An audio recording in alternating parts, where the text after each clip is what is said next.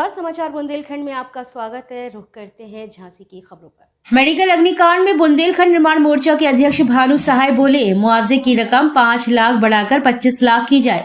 दरअसल Jhansi medical college में हुए अग्निकांड में 12 बच्चों की मौत के बाद विरोध बढ़ता ही जा रहा है। बुंदेलखंड निर्माण मोर्चा के अध्यक्ष भानु सहाय सोमवार दोपहर 1 बजे बोले कि जब यह वार्ड बनाया गया था तो बोला गया था कि वर्ल्ड क्लास का वार्ड बनाया गया है। अगर वर्ल्ड क्लास वार्ड में इतनी दर्दनाक घटनाएं घटित हो रही हैं, तो यह शासन और प्रशासन के लिए बड़े शर्म की बात है। वही उन्होंने बोला कि मुआवजे की रकम 5 लाख से बढ़ाकर 25 लाख की जाए।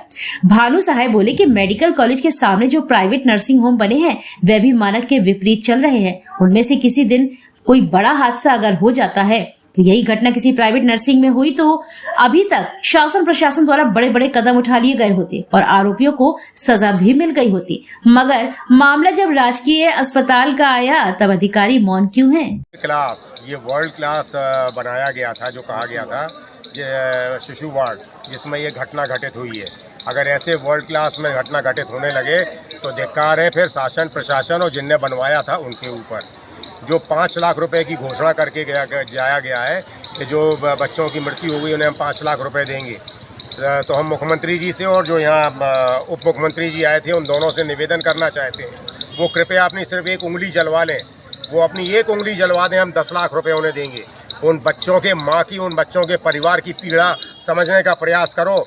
हमारे बुंदेलियों की जान इतनी हल्की नहीं है कि 5 लाख रुपए में उन्हें तौलने का कार्य आप कर रहे हो। आप उनको 25 लाख से ऊपर का आप मुआवजा दीजिए, जिससे वो अपने घर को आगे चला पाएँ और इस गम से ऊपर उठ पाएँ।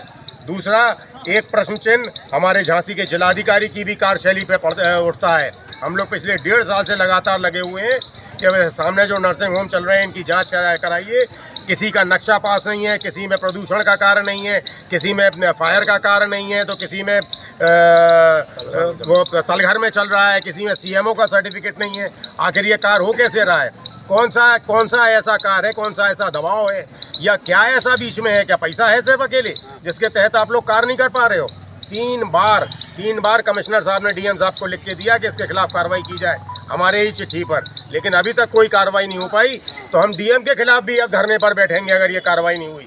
डीएम साहब, आप भी अछूते नहीं हो इन सारी चीज़ों से। जब जान किसके लिए अब आप इंतजार कर रहे हैं कि सामने भी एक और घटना हो जाए? अभी सामने घटना हो जाती तो आप उसके पूरे परिवार को उठा के बंद कर देते। ये क्योंकि आपके राजकीय मेडिकल कॉलेज में हुई है, इसलिए अभी तक FIR तक दर्ज नहीं कर पाया। इस तरह की कार्य प्रणाली 2म दर्जे की नहीं करिए आप, ये आपके लिए घातक होगी। हम लोग जितना सहन करना जानते हैं, उतना उग्र होना भी जानते हैं फिर। इसलिए आपसे निवेदन है, जो कार्रवाई सामने होती वही कार्रवाई करिए, FIR कराइए और बंद कराइए। ये कत्ल हुआ है बच्चों का, बच्चे मरे नहीं है किसी हादसा में, ये कत्ल हुआ है उनका।